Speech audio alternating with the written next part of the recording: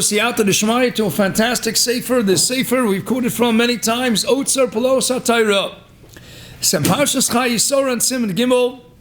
He cites a fascinating Chasam Sefer. It's a Chasam Sefer in Chuvas in Yoredeya Siman Shin Lamed Aleph, as well as in Chosh Mishpat Siman Ayin. And the Chasam Sefer writes, Minig Yisrael Torah. And what is the minig to which he refers? L'shalem avar achuzas karka l'kvura. The minig is to pay money. If you're going to buy a kever, you have to own it. You got to pay money for it. He says, minig kol tfutzas yisrael likach hakoponim mechir. Abad achuzas kever. You have to go ahead and spend money to buy a burial plot. Afilu me'ani bi Yisrael. Even if a person is destitute, you got to come up with the funds and you got to pay for your burial place. It was a maisa, Rabbi Kiva where in the town they had a miserly individual. Rabbi Yehuda Greenspan writes this in the Sefer Chiyuchos HaTorah. They had a miser and he wouldn't give any money to tzedakah. Came time for burial and the Chevra Kadisha charged his family a fortune. And they were so upset, how could you go ahead and charge a fortune? And so they went and took it to the authorities, the local authorities. And they said, you got to blame this rabbi opposing Rabbi Kiva. He's allowing the Chevra Kadisha to charge the family a fortune. So they summoned Rabbi Kiva and they said, what's going on? How come you're charging him so much more money? Rabbi Kiva says, you have to understand, not only did this guy not give money to a charity, but he was a malavi baribis. He also would charge people. When he would loan them money, he would charge them interest. And we have a medrash in Shmos Rabbah that those who don't come up by Tchias Amesim are those who malavi baribis, people who go ahead and make a living out of charging interest. Those people are not going to become a Tchias Amesim. So Kibega says, look, we have a basic minimal fee. That's what we charge everybody who gets buried, and it's only a minimal fee because we know that the Mashiach's going to come, and then there's going to be a Tchias Amesim. They're going to come back, so they're only buying the plot on a temporary basis, but this guy's never coming back up again. So he's buying the plot forever. So we have the right to charge him a lot more money. The authorities acquiesced and they understood where he was coming from. They charged a lot of money. But Lamaisa, you got to pay whatever the fee is. You got to pay. And he had a cute molitza based on the lotion of the Gemara in Meseches Nida Daf Lamed Chesem and Aleph. The Gemara is talking about Yefshel L'Psichas HaKever. It's a lotion Akiyah that they refer to Osamalkam L'Psichas below Damim. It's impossible to have the opening of Osamalkam without the blood coming out. So he says, what's Damim? It's not only blood, it's money. Yefshel L'Psichas HaKever. You can't open up a kever without Damim. Without money, we'd open up without the kever. You got to pay for it. That's the Rambam he said in Mela. That's what we understand in Bava Basra. Nimtza he says, you see from the Gemara and Bava Basra, if you're based on an Aleph, that there's an Indian, there's a Kpeda, that a person should be buried in a kever that belongs to him. So you got to make sure you own it. Mela, you got to pay money for it, and that's what we see in this week's Parsha. Avraham Avinu paying all that money for the appropriate burial place for his beloved Menu. And then the Otzer Plo cites the Maral's brother in the Sefer HaChaim. This is Rav Chaim Lowy, brother of the Maral. And the Sefer HaChaim he writes, "V'chol adam afilu hani shebi Yisrael." You got to make sure that you've acquired it and you paid money for it. What's the reason? The mashchisim, they can't take you out of your own reshus. So you want to make sure you own it. I don't want any gifts. Again, Pashas the Mefarshim say, I don't want a gift, I don't want Ephron, Harasha to change his mind. I want to make it a full-fledged acquisition, but above him, beyond that, I want everyone to know, even the mashchisim in the world of heebie-jeebies, I want everybody to know, this is mine, I paid money for it, it belongs to me, to Sari Menu. Okay, then he takes us, the Mechaber, to the Gemara and Sota, Yud Gimel and Aleph. And there we find Yaakov Avinu talking to Yosef. And he tells him, Hine Anochi Meis Bekivri, Asher Karisi Li Be'eretz Canaan. What is Karisi? It's something we spoke in the past. Rashi, the Netziv, he dug his own grave, he prepared his own grave. And the Maisa of the Gemara and Sota Chazal understand it, that ain't Kiro Lo Shemachira. It's an idea of acquiring it. Yaakov says to his children that I acquired the chelik of Esav Amar Smachpela with the whole Nazir Adoshim. Mela, it belongs to me. This is where I want to be buried. This is where I am going to be, next to Leah v'chulei. So there's an idea you have to go ahead and pay money to buy your burial plot. There's a Hafladik Maisa that I shared years ago. It's a Maisa that I heard I later saw it in a sefer. A Maisa with the Megala Mukas from Nosa Not to Shapira. One day a Yid walks into Krakow. An unknown Yid. He was an Avrech, a younger man. And he walks in and he goes over to the caretaker of the cemetery where the Megala Mukas is buried. The Megala Mukas we're talking about, the one who wrote the Reish Nun Beis Ofanim and Parshas Haschonan, Heilige Megala Mukas and Makubal HaMafursam, one of the Gedolei Ador in his day and age. And this Avrech walks into town, he gives a huge sum of money to the caretaker, and he says, I want to purchase the burial plot right near the Megala Mukas. The caretaker looks at this unknown guy and he says, I'm going to let this Stam guy be buried next to the Tzaddik Hador, the God Hador. He figures, you know what, the caretaker was already Baba Yomim, he was already on in years. He looks at this Avrech, he says, he's going to pass away. The Avrech, no one's going to know. He's going to take the money, let him use the money. And the Avrech, the only one that's going to know about it is him and the younger man. And the old man is going to certainly die first. And he won't tell anybody about it, and he'll pocket the money. What happens? He takes the money and he says, okay, a deal's a deal. A spot right near the Megala Mukas is now yours, and he takes the huge bundle of cash. Sure enough, the very next day, this younger man passes away. This younger man passes away suddenly. The caretaker doesn't know what to do. After all, he doesn't know who this guy is, this anonymous person. He can't go out and bury him and be mavazeh the Golador. He can't Stam bury him. Maybe he's a Rasha and he Stam collected all this money. Maybe it was stolen money. You can't go out and bury Stam Yid. In fact, parenthetically, don't lose sight of the story because it's an amazing one. But just keep in mind, there was a story years ago, and that's all they wrote about this even in the secular papers. It was a story that came to the attention of Rav Yosef Zecher Tzadik Levracha. I was a tzaddik from Nitivot, and he and his wife were visiting their children in Yerushalayim. And while they were visiting the children, this elderly man, again, he seemed to be a Poshet Yid, and he passed away. So instead of going back to Nitivot, they just figured, let's bury him in Har Menuchos, and we'll bury him in a plot that we have right here. Instead of schlepping the whole family, everybody was there together, let's bury him as quickly as possible. So they buried him. And that night, he came to his son in a dream, and he told his son that you buried me next to a Rasha, and you can't bury me next to a Rasha. So they already finished the burial. They didn't know what to do. And they went to the authorities and said, we want to exhume the body and reinter him. We want to find him a better place. He came in a dream. And he came, supposedly it was 3 nights in a row. The Sam Sefer already talks about it in the Tzivin Emek Sheila. When a mace comes befrat a chazaka 3 nights in a row, and he tells you something, the chvodo, for cover of the mace, you have to listen. It's not poshut. Say, try with the authorities. I says, well, what do you mean you're going to move him? What? Because he came to you in a dream. The government, they're not going to allow you this time. So it was a whole thing with red tape. And they finally contacted Rav Yosef. By the time they got permission and they got the psak that they were allowed to go and exhume the body, it was already several weeks. So now they didn't know what to do. So the authorities got together, the Chevra Kadisha, they had to don special suits to exhume the body. After all, it clearly decayed and deteriorated, decomposed after all those weeks. And they opened up the kever, and it was a sholeh. It was a sholeh. Several weeks later, mamish, no rima, no toleya, it was 100% a sholeh. They came to Rav Yosef, he says, a tzaddik Omer. Rav Yosef, so where is he from? Netivot? You have to let his townsfolk, they have to know what a tzaddik was living in their midst. I want you to exhume, I don't want you to rebury him in Har Menuchos, I want you to bring the body back to his hometown, and I want you to have the whole town come out and realize that tzaddik that they were zoicha to have in the midst, and that's what they did. You see, it's not posted to be buried next to a Rasha. And you can't have the bizoin of a tzaddik to have stam a person buried next to him. So to the story of the Megala Mukas we go.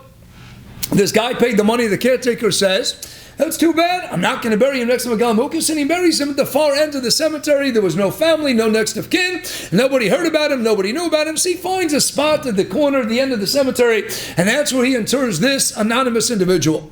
Lo and behold, that night he goes to sleep, the caretaker is asleep, and in the middle of a dream, this young man comes to the dream, he says, what'd you do? He says, I paid my money, I acquired that kever within Dalet Amos of the Megala Mukas, how come you didn't give it to me? He wakes up in a sweat, goes back to sleep, he says, oh, whatever, it's just a crazy thing about paranoia. Same thing happens the second night, same thing happens the third night. The guy comes to him 3 times, he doesn't know what to do, he's ice mensch, he's mamash afraid for his life. So he goes to the Rav at the time, and it was the Taz, the Rav, one of the Poskei Ador, the Taz in Krakow. And he approaches the Taz, and he tells the Taz the story. Taz says, we have to have a din Torah. How are we going to have a din Torah? The only one who knows about it, the caretaker, and the guy who paid the money. She says, Rabbi, how are we going to have a din Torah? He says, come back tomorrow, we're going to set up a beis din, we're going to make a cordon, and I'm going to be masman the neshama of that individual to come down to my beis din, and if the Taz summons you, you don't have a choice, you got to come down. Kach poskim and beis din shomata. So they come the next day, the caretaker is on one side, and the Taz says, I am masman the individuals, neshama from Gan Eden, Shamayla, the one who gave the money, to be buried. I need to hear, what schus does he have that he should be zeichel? The Maisa belongs to him. He paid for that kever. See, he's masman the neshama. He says, no one's allowed on the other side of the curtain. I'm masman the neshama. Taz says, Ploni ben Ploni, who gave the money, are you here? And a voice comes from the other side of the curtain, yes, I'm here. Boy, these things happen in the days of the Taz. So he says to that younger man's neshama, he says, tell me, is it true? You paid the money? He says, yes, it's true. He says, okay, so the kever is yours, but I can't stop giving it to you. It's the cover of the Megala Mukas. I need to know, what schus do you have that you're worthy of being buried in proximity to the Heilige Megala Mukas? And the younger man says to the Taz, I don't want to be Megala, Rabbi. I don't want to be Megala. Taz says, it's your kever, but I am not allowed to bury you unless I hear a good reason why you have a schus to be buried next to the tzaddik ador. Says, Rabbi, I don't want to tell you. If you're Megala a certain zechuyas, manaka no mischuyosaf, then it diminishes a little bit from your schar and Gan Eden Shamayla. I don't want anyone to know. Taz says, then my psak says follows. Says to the caretaker, I want you to go ahead and take off the dirt from this spot near the Megala Mukas, and I want you to take off the dirt from his kever in the far corner of the cemetery. I want you to lock up the cemetery for the night. I'm going to have a shomer, a pesach, a guard who's going to stand by to make sure that nobody enters the cemetery overnight. Hashem, Eytan ma'yishtalus ani asiti et shali. Now the Ribono Shalom has to do with shalom. So the Taz Paskin, we're going to leave the kever open by the Megala Mukas, and we're going to take off the dirt by this younger man's kever, and we're going to let Shamayim Paskin halacha l'maisa. They set up guards outside the cemetery, no one's going in for the night. Comes the next day, after Nates, the Taz goes with his entourage, and they go to the kever, and they find Dalet Amos away in that kever. Hashem Yisparach moved the body of that younger man, and it was no longer the far end of the cemetery, it was right near the Megala Mukas. And the Taz said, we're going to put on the matzeva, a po nitman, mi shehidu olav min hashamayim. And my friend Akiva Lyman, the son of Shneir Zalman Lyman, told me his father went years ago on one of his European trips. I had heard the story that it was the kever right next to the Megala Mukas. He clarified for me it was around Dalet Amos away. It wasn't the mamish right next. With the matzeva, the words are all faded, but his father took a piece of tracing paper and still was able to make out the letters, and that it says, Po Nitman, who is buried here? Mi Shahidu Alav Min Hashamayim. They testified in Shamayim that he has some hidden zechus. He's worthy of being buried next to the Megala Mukas. And a Kachova, they sealed up the other kever, and Lamaisa, this Yid is buried out of Yom Hazeh, right near the Megala Mukas. Nish Moshe. Pay the money, but if Hashkocha Paskin that way, had a Gavaldig Zechus, or many Zechuyas to be worthy of being buried there. So, myself, many things to take out of that story. The Galus and the Megala Mukas, the Galus and the Taz, and the Galus of the Zonon Yogamat. But in the end of the day, what do you see? That there's an Indian in paying money? You got to go ahead and pay money. You got to buy money. The question is, when should you go ahead and pay money? So later on in the Yotze Plus, the Torah Parshas Vayechi, he cites the Kava Yosher and Perek Vav, and writes the Kava Yosher, Chasidim Arishonim Shever Tzol Hayinogim Lukinos Latzor Kever Bebeis Achayim B'Yosem Achayim Chayim. There's an Indian buying the kever where you want to be buried Lachamei B'Yeshem Shana to buy it in your lifetime. Eitzel Kivri Anoshim Kasherim, and they would buy a plot that would bedavka be in proximity to Anoshim Kasherim. Ideally, that they would be tzadikim Gam Hayinogim L'Spala V'Limacham Devrei Torah. People would buy a kever and they would go to that kever and they would learn there and daven by the kever where they're going to be buried after 120, and they would be menadev money that's tzedakah. Why? Because they wanted to be matayr and the mekadesh the makom b'chayehem to daven and do ma'aseh mitzvahs by the makom hakvura, so that what? they'll infuse their future burial place with Kedusha, so that when it comes time to their Misa, the Sitra Achra won't come nearby. They already shielded it and protected that Mokum with Kedusha Tara, Ayadei, the Limanat Taira, and the Tefillah and the Tzedakah they gave by the Mokum HaKever. Ameila, Sitra Achra will not go ahead and come by. The Ramban also in a letter to his son, he says that I want to be in Hebron again. There's a big machlokes today where exactly the Ramban is buried. We don't know for sure. Yerushalayim, Hebron. He says I want to be near Maras Machpelah, and I want you to get me a kever samuch so that I can see Maras Machpelah. I want to be nearby the Avos. Chazal say all the tefillahs go up there in Hebron. Amela, I should go ahead and buy it. However, there's a Rabbi Chassid who says that you should not go ahead and leave open the kever, but again, he doesn't say you shouldn't buy the kever. Abod writes in the Sam Sefer, in the Tshuva Yoredeya Siman Shin Chavav, and in his Sefer, Torah's Moshe Al this week's Parsha. Ask the Sam Sefer, Abraham Avinu, why did he wait until Misa Sarah? If it's so choshet, why take any chances? Why not buy it earlier? You're alive, you know you get sof Adam Lamas, Brachos Yadayim Amalv, we know it's so, but at the end of the day, so buy it earlier if it's a choshet place. You know about the Maila and the Kedusha. Hamas still writes us some story. You know why he didn't want to buy it? Because of the chash of a sakana shalom makdim inish paranusul lenafshe. Some sefer seems to be mashma. Don't go ahead and buy yourself a kever before it's shayach. Don't bring on the ayin hara a similar pranis. Avinu says, I don't want to go ahead and buy a plot in Maras Machpelah for himself or for Sari Menu until it actually happens. He says, Tzarachian. It's a Tzarachian, the Sam Sefer, it seems to be.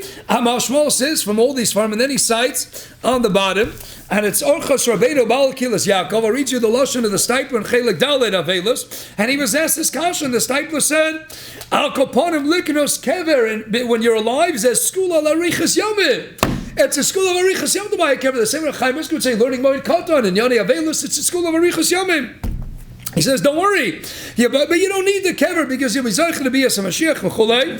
And the Stipler says, he was asked that the Welt says, Kniyas kever is a school of Arichas Yomim. Eifos Kosev, the Stipler said, Eini Yodea. I don't know the Makor, but this is what the Welt says. Same way in Tziyunei, Halacha and Yoni Avelis, they asked Rabbi Yosef, the Welt says that pregnant woman shouldn't go to basic Kvaris. They asked Rabbi Yosef, where's the Makar? He said, there is no Makar. In the regular halachic works, there's no Makar. He said, you have to be Mak, but he says, Bakach Omer Ma'olam. This is what the Welt says, and you don't play games with what the Welt says. The Welt says, pregnant woman don't go to basic Kvaris. He says, but since it's not bought, Lamaisa, in an actual halacha sefer, Rabbi Yosef says, anytime there's a Zman at Tzairach, you're allowed to be Mako by your Yortzai Mechulei, and you can allow a pregnant woman to go. But again, there's still people who are and especially Geras Agril and the Zohar Kodesh, Nish Poshet.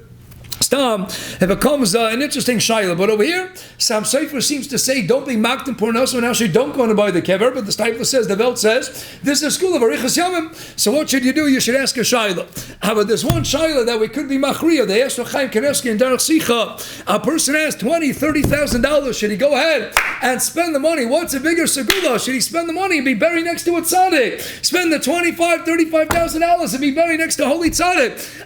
Chaim says there's nothing wrong with it. But if you want a bigger schus for your neshama after 120, do a Yisachar Zvulun with a Yid who's learning in Eretz Yisrael and support a guy Torah for 25 days. He says that Torah is going to do more for you than the schus of being buried in proximity to a tzaddik. So if you do that and you have a spare $25,000, $35,000, you want to buy a beautiful mokom near tzaddikim gavaldik. But if you have the money, a person has to prioritize. Rav Chaim says you could be buried next to a tzaddik. It's not going to help your neshama so much in Ganein Shamayla. It might protect a little bit, as we see the Sitra Achra v'chulei. It might shield you a little bit, but as the zechus, the money has to be used for Torah, for mitzvahs, Yisachar Zvulun, to supporting Torah v'chulei.